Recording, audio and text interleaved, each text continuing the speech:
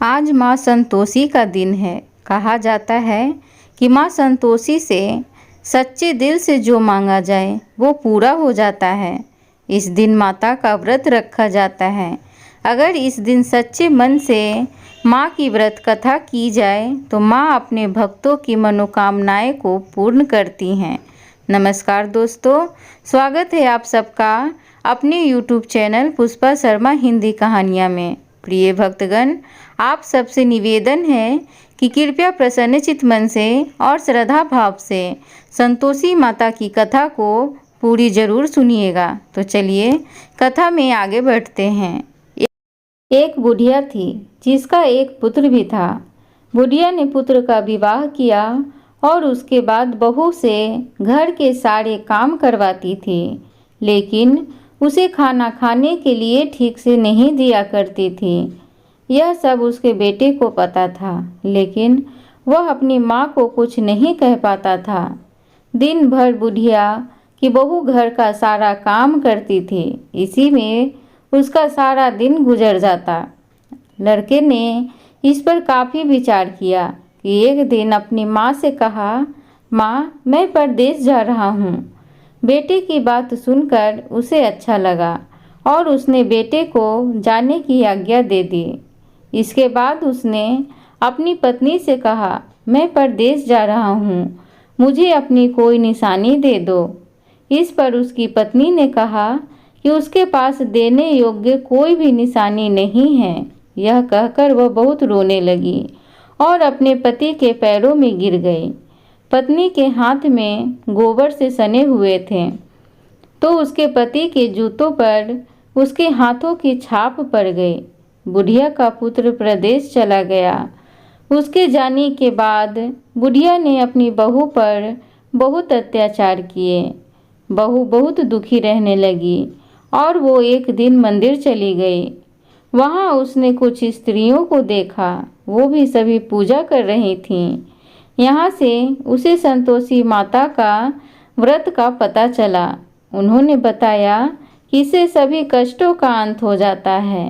स्त्रियों ने उसे बताया कि शुक्रवार के दिन नहा धोकर एक लोटे में साफ जल लेना, साथ ही गुड़ चने का प्रसाद लेना, संतोषी माता को सच्चे मन से याद कर उनका पूजन करना। ध्यान रहे कि इस दौरान खटाई बिल्कुल नहीं खानी होती है, साथ ही किसी को देनी भी नहीं होती है।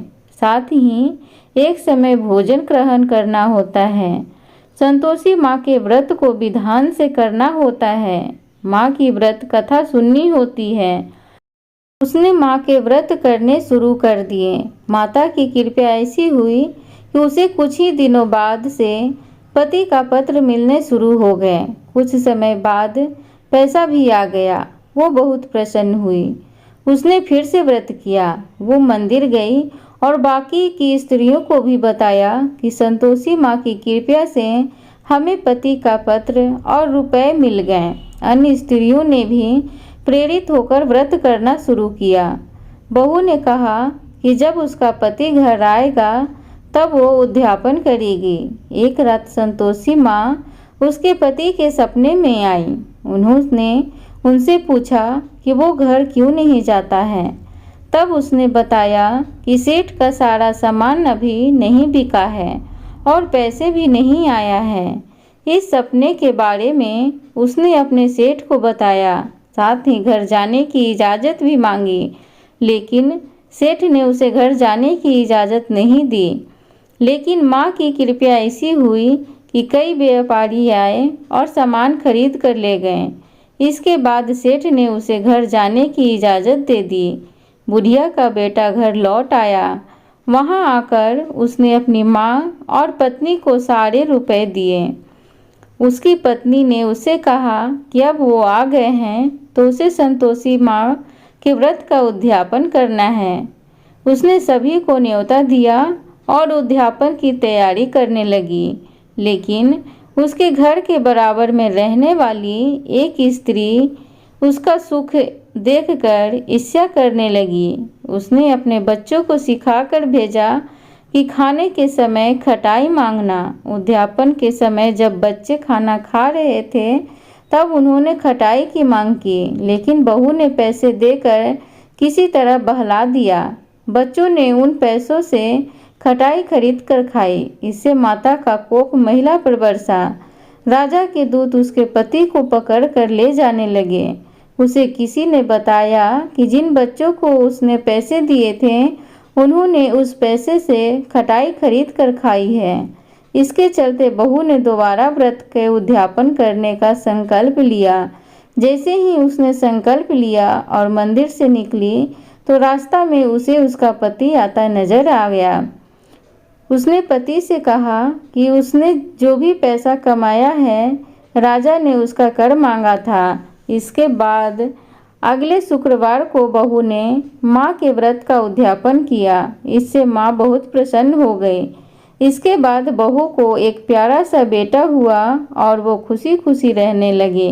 एक बार प्रेम से बोलो संतोषी माता की जय। प्रिय श्रोतागण, आशा करूंगी कि आज की संतोषी माता का व्रत कथा आप सबको अच्छी लगी हो, तो कृपया चैनल को सब्सक्राइब जरूर करें, वीडियो को लाइक भी करें। अगर आप अपनों को कुछ अच्छा सुनाना चाहते हैं तो वीडियो को शेयर भी करें और कमेंट बॉक्स में जय संतोषी माँ जरूर लिखें। धन्यवाद।